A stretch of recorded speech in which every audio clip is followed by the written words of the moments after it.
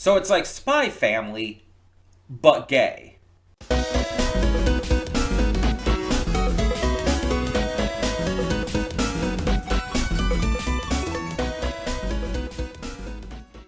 Hey everyone, welcome to Princess Gay. I'm your host Connie, and today we are here with a first impressions reaction. First impressions of 2025. And what better way to get things started with that than with Buddy Daddies? So, this is a series I've heard about since it first came out, like 2023, I think. And I only know like what I said in the cold open about this.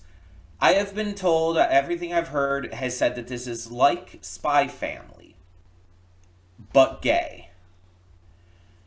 And I don't know if it's like actually explicitly gay or if it's just kind of implicitly. But I've seen like promotional images and stuff, and I've seen like, I think I saw one trailer before it came out. And it's like there's these two guys, they're spies or whatnot, and they end up like adopting in this little girl. So yeah, it definitely gives the Spy Family but gay kind of vibes. I don't know what the actual like plot outside of that is. I don't even know like any specifics about it. Most of what I've seen of this has been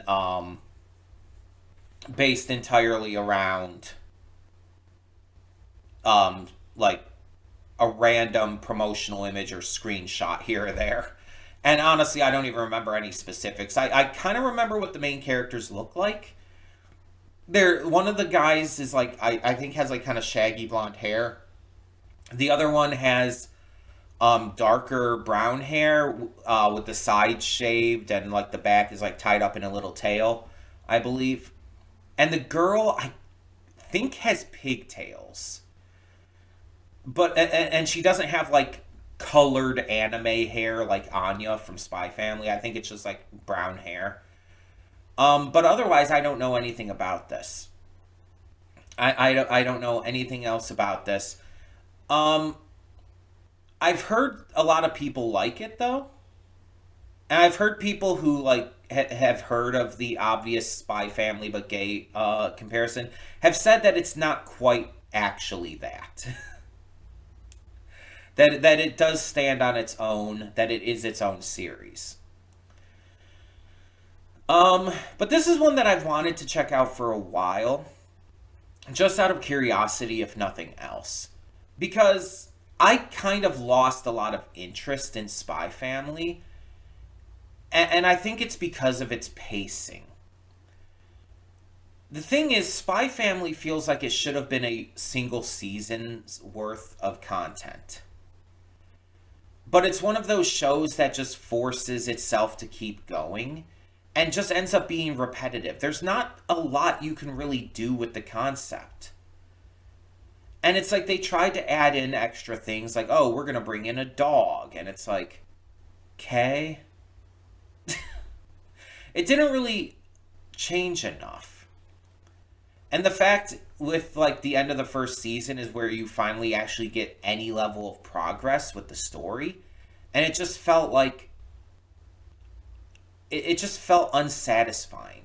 I haven't wanted to really continue because the thing is, I'm like, Anya's cuteness and stuff is not enough to like drive me forward that much. For some people it might be, but for me it's like I need good story and character work outside of that. Just some cuteness and stuff is like, that's not enough for me.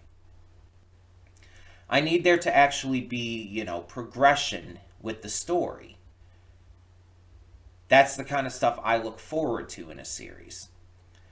Now, with Buddy Daddies, it's one season right now, and I don't think I've heard anything about any other seasons coming in the future, so maybe this is a one and done kind of situation.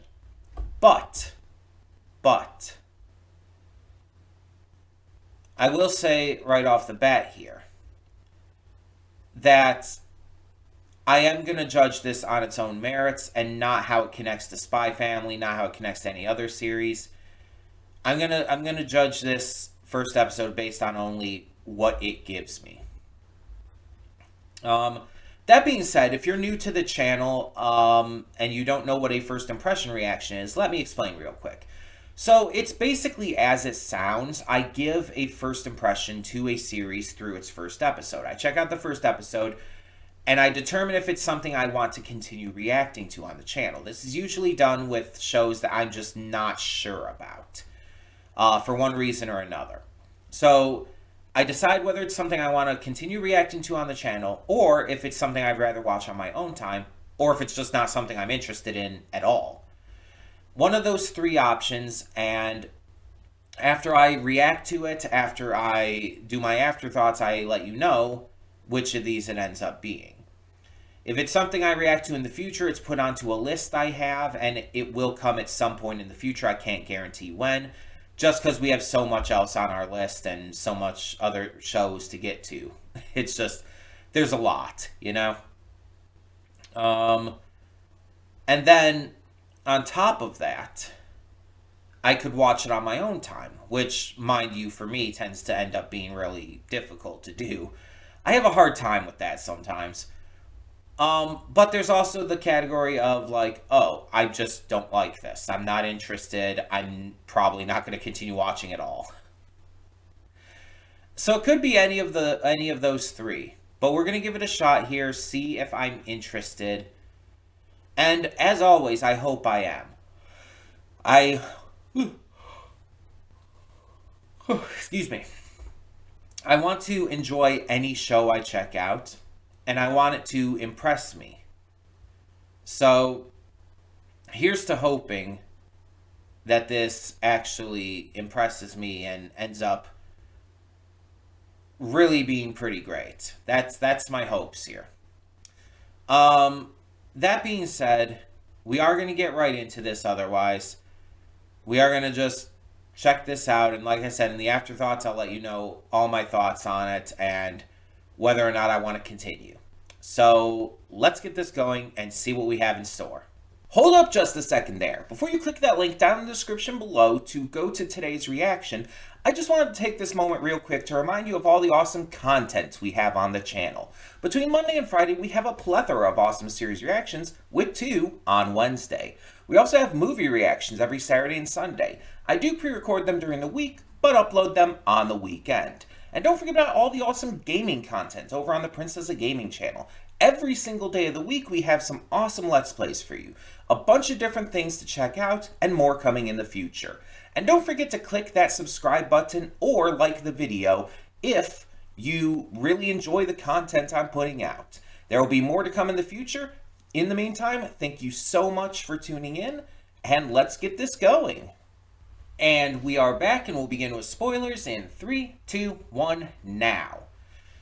So, from what I got from that ending, Miri's father was the guy they killed there. The one who was also was holding a gun to his head. Or to her head. I don't think he knew he was her father, though. It definitely got the vibes as like he had no idea who this girl was. Which also implies to me that, like, the woman in the photo was clearly not his wife, so he had an affair. The woman he had an affair with told Miri that she could find her father here, which was clearly true. And things just, went into where now Kazuki and Rei have kind of, like, taken her in. Because of a misunderstanding of things.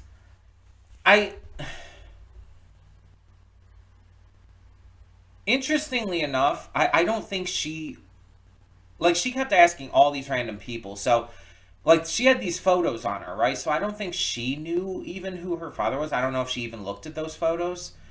I could see her maybe mistaking Kazuki for her father if she had, but, like, she was asking just a bunch of random people, so. Mind you, his hair was recently dyed, it said?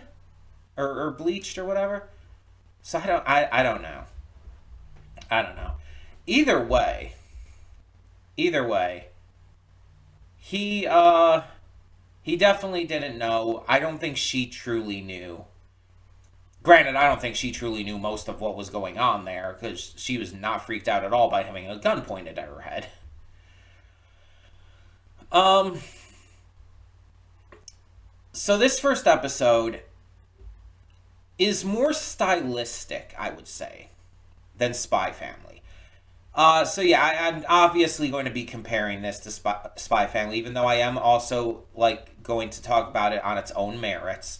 There is comparisons I'm going to make because of the time this came out and everything. It's a lot of people have basically called it a Spy Family clone. It's more stylistic. It feels like it kind of combines modern elements of anime with like some classic like spy anime like Lupin the Third and whatnot, with some of the zaniness and craziness. There's a lot of death in it too. It doesn't shy away from that. I feel Spy Family has some like death in it, I think, but very little. Most of the time it looked like people were being caught rather than actually being killed. Spy Family kept that dialed back a bit. While this, it's just like, oh, people are being killed willy-nilly, constantly, all the time. The vibes are also different with Kazuki and Rei here than they are with Lloyd and Yor. And part of that comes down to the fact that Kazuki and Rei are both not only knowing about each other's jobs, but are literally in the same job, and they're already partners. These two have been partners for an unspecified amount of time, but they've been working together for a while. They know each other very well, know how to work together very well. They have, despite having very different personalities, they do work extremely well together. While with Spy Family, Lloyd and Yor didn't even know each other at first. Like, Yor, I don't even think came in until, like, what, episode 3 of the series? And then it's like, they're hiding their, like, real jobs from each other. Anya knows because of her her powers, her psychic powers. I was saying telekinesis, but it's like, that is very much not wrong. Telepathy is what I was thinking. But she knows because of that, and we know as the audience, of course. But yeah, it's a very different vibe too. So Kazuki here is kind of the homebody one, I guess more equatable to Lloyd, but more equatable to Yor in terms of personality. He's more fun-loving, more goofy, more silly, but he also hides a darkness to him. He had a family. He had a wife, and at the time of the flashback we saw an unborn child, but it's very clear that he left them. And again, possibly before his child was even born. He's been trying to send some of his pay every time to them, but his wife, or I guess ex-wife, keeps refusing. Which, yeah, at this point I wouldn't blame her. But it's also very clear he left because of his fear of putting them in danger. And that's what comes in with like his reaction towards Rei bringing the cat home. But he also is the first one who super easily and super readily like goes to save and protect Miri and brings her home and everything. Like, Rei even touches on that. It's like, I can't have a cat, but you can bring home a child. And I mean, he's got a point. It is a little hypocritical. But on the same hand, like, I feel like a cat's easier to just kind of get rid of. For a number of reasons. It's like, oh yeah, you can leave a kitten in a box on the side of the road. Someone will take it. But a child? You cannot just leave a child in a box on the side of the road. That's fucked up. And with Kazuki, again, clearly with his thing with his family, he would never do that anyway. Rei, on the other hand, is the very cold, stoic, not emotionless, but very reserved and guarded type of person. He's the cool badass who does all the crazy action, all the shooting and stuff. But at the same time, he hides a softer side to him. He likes cats. He's kind of goofy. Or not really goofy, but kind of like ridiculous. He doesn't take very good care of himself at all, from what we can see. He's not good with, even preparing already made food. He's he needs someone like Kazuki there to keep him, okay, it seems. Um he's the kind of guy who would just sit there playing video games or watching TV or something and just completely forget about the time and just not end up eating. He's definitely that kind. He's just not very. It's not that he's not observant, because I definitely think he is to a degree, due to his job and everything. It's just that he doesn't really focus easily, while Kazuki is very easily focused, but at the same time isn't the most reliable necessarily. They have facets to their personalities and characters that have quite a bit of depth to them. Um, the story is definitely very different than Spy Families, especially in how they come across Miri compared to how Anya is gotten. Because in Spy Family, Lloyd adopts Anya literally as part of his job. It's literally part of the case he's taking on. But here, they kind of just accidentally stumble upon this girl. She just runs into the elevator while he's like getting ready to go up. And it's just like, all right, that's kind of random. It's just, it's a more chance meeting. And the relationship seems to be starting off very different too, because of where all these characters are at in their own lives and situations and whatnot. And I like that. I like that it stands out. I like that it's its own thing. That it's not just a clone. Like, yeah, there's some undeniable similarities. There's some undeniable things that are very close to Spy Family. But it seems to mostly be surface level stuff. It seems to mostly be just the base concept, while the execution and just general stuff about it are very different and stand on its own. Um, I would say this is gonna sound weird, almost, but I would say that this series, based off this first episode at least, as long as the series progresses to continue with this tone, seems more put together than Spy Family. Because Spy Family is like, let's take this main mission and just kind of like show this family just kind of interacting with each other and trying to complete their mission. Though it's really just Lloyd's mission and the others are just kind of there to interact with him. See, one of my biggest problems with Spy Family is that it all centered on Lloyd. Like, almost entirely on Lloyd.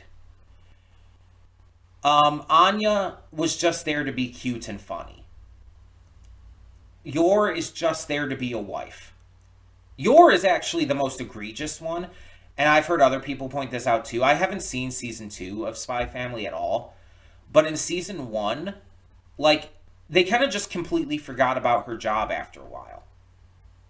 Like, she has like little moments where she gets like protective of Anya or whatnot, but like she never does her job again. And it's like, I get it, she's an assassin and it's maybe a good thing that she's not having to be called in to do her job again, but I feel like with the political climate that is supposed to be represented in the series, you should definitely be like showing that as well.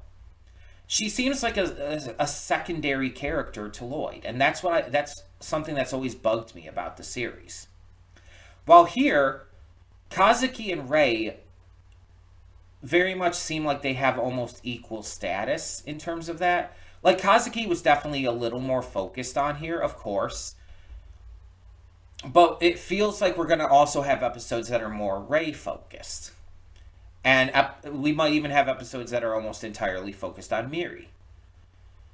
It feels like they're gonna be more like equal characters in that regard, and I don't feel like any of them are going to be like left kind of just thrown around, thrown on the floor and stuff, for lack of a better way to put it, um, because they're not seen as important. It feels like it's going to be like more well put together in that regard.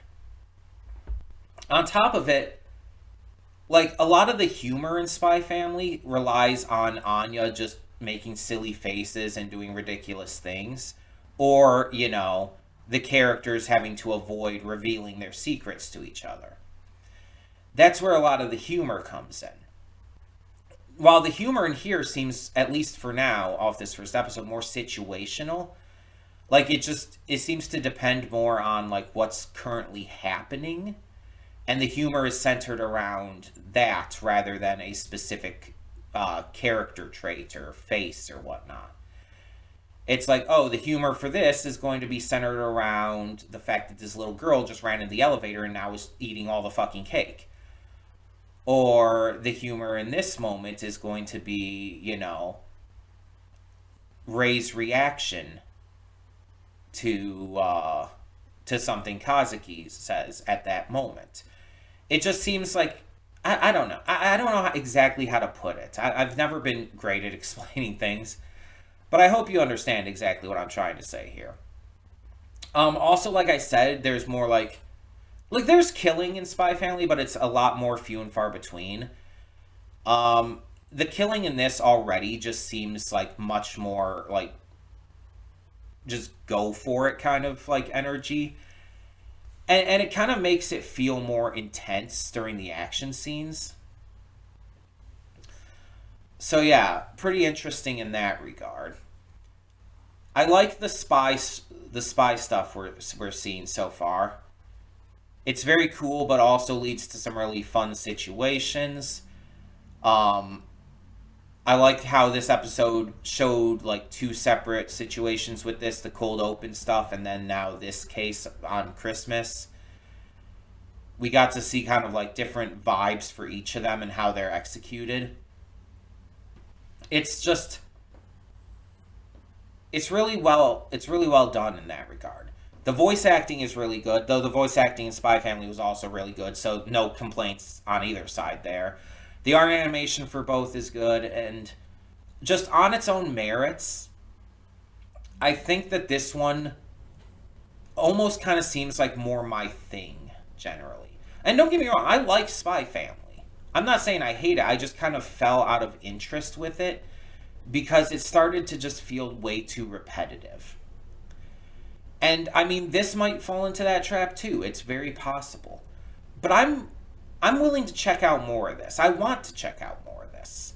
Because I think that there's definitely some more interesting stuff to go into here. Especially in regards to, like, Miri's actual family and everything. Well, the mother that still is alive at this point. And everything else going on with our main characters and their backstories. There's little hints at it here and there. I really like this so far. I like the vibes it gives. And even though it's very clear that these two are not actually together, it's not like actually gay, it's a more implicit thing. It's more like, oh, we didn't think we could get away with actually making them gay in the series, so we just kind of implied it. It's I hate to say this, it's like Carol and Tuesday. For a series that was so, like, excessively queer, that had so many queer characters, very openly and outward queer characters, by the way. For some reason, like, Shinichiro Watanabe and the crew just never confirmed anything with Carol and Tuesday themselves, even though there's a lot there, not just chemistry, but actual, like, hints that there is something between them. But nothing was ever actually done with it. And I could see some people, both with Carol and Tuesday and with this, kind of like bringing up the entire argument of like queer baiting and everything. One thing we do have to realize is that in a lot of other countries, they're not as accepting as us. And yes, there's a lot of anime that has queer characters and relationships and stuff like that in it, but it's still not like perfectly accepted as it should be. And some countries are better than others, true. But there's some situations where implicit is really all they can give us. I think back to episode 3? No, 2. No, it was episode 2 of Link Click. Link Click is a Chinese donghua, and in China, homosexuality and queerness is very much not accepted. It's not okay. It's illegal, straight up, if I remember right. And because of that, they can't have queer representation in media explicitly. But pretty much everyone I've ever heard talk about that episode agrees that the two women in that episode who ran the noodle shop together, they're fucking gay as hell for each other. It's like there's so much implicit just obviousness with it that it's basically the creators are saying we wanted to make them queer, we just weren't legally allowed to. And here it's like I don't think it's a legal issue for Japan because again a lot of anime have queer characters, a lot of manga have queer characters. I don't think it's illegal for Japan, but it seems like a case of like they were maybe afraid, especially because it's the main characters. I'm thinking that's probably why Carol and Tuesday weren't able to be made queer as well, because they're the main characters of the show. It's like, oh, you have a queer side character, that's one thing, but you make your main characters gay? It's like, I feel like could be seen as another thing and could be an issue and could, hurt sales and viewership and everything. So, I don't know for sure. I'm not going to say I'm an expert in, like, Japanese culture regarding that and whatnot, Japanese law regarding that. I'm not going to try and pretend I am. I'm not. But at the same time, it's like the energy that these two give off is absolutely married couple energy. Kazuki is the doting housewife, and Ray is the lazy husband, for sure. It's so blatant. It's so ridiculously blatant. And I'm okay with it as long as it's never made to be like insulting or anything regarding that. I'm fine with it. Because a lot of shows do this. A lot of shows have to do this, and it sucks. We wish that like Japan was like fully accepting, and they're getting there. They're getting better as time goes on, but they're still not fully accepting, and it sucks. But it's just how it is. And the most we can get is the kind of stuff we've gotten in anime up to now, so. That being said, though, yeah, I really enjoyed this. I enjoyed the performances. I enjoyed the humor. I enjoyed the characters. I definitely want to check out more of this. So this will be added to the list for future reaction. I don't know when we're going to get to it. It's going to depend on a lot of factors because we only have so many slots for reactions each week. When we open up another slot, maybe I could fit it in, but I might not be able to get to it for a bit. It also a lot of times depends on what I'm in the mood for at any given time. It's like, oh, maybe I want to get to something kind of silly and goofy and wholesome like this. I don't want to get to something more intense and serious at the moment. That would be a good time to bring something like this in. Because it's not always based on like just, oh, when did I check it out? It's like, oh, this one I checked out first, so I'm automatically going to get to it again first. No, not necessarily. It just depends on what I'm in the mood to check out, what I'm in the mood to get to. So, just just note this will come back in the future. It absolutely will. It's on the list. It's going to happen. I just don't know when right now. But if there's anything I missed, if there's anything that I misunderstood even, please let me know. I'm definitely always willing to learn, but no spoilers. No spoilers for future episodes. Just let me know if there's anything that I missed or misunderstood in this episode alone. That being said, thank you so much for tuning in. Any comments, thoughts, questions, etc. down below. And for now, I'm Connie and I'm signing off. See y'all next time.